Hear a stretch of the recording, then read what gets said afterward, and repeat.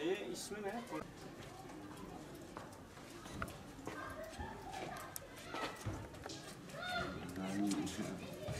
Hoş geldin. Nasılsın küçük kız? Bana bir poşet ver. Bunu alın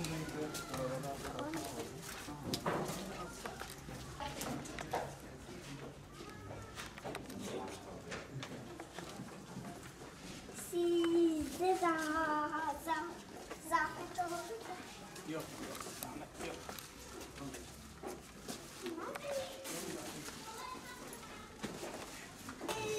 Var ya, 6 tane.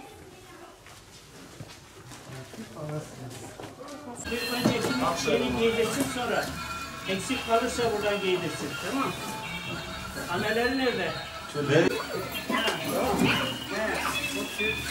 Al bir de senin olsun küçük kız.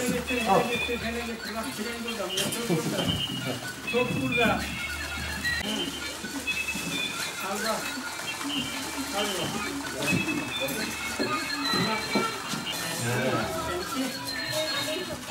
Çok güzel. Ha.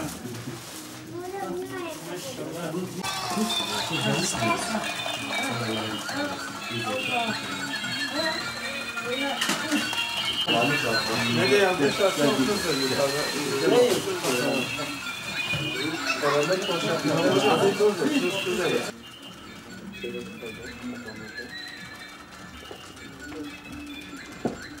Bugün Batman'dayız. Bundan birkaç gün önce Cüneyt Şüt ailesi bir yardım talepleri olmuştu.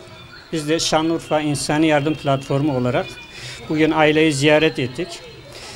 Kendilerine çeşitli yardımlarda bulunduk. İnşallah bu yardımlarımız devam edecek. Rabbim yardımcıları olsun. Çok zor şartlarda yaşam mücadelesini veriyorlar küçük çocuklarla birlikte. Aynı zamanda aile reisi Sara hastası, çalışma durumu da yok. Ev kira. İnşallah bundan sonra bu yardımlarımız devam edecek.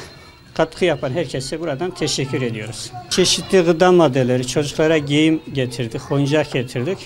Yine nakdi yardımda bulunduk.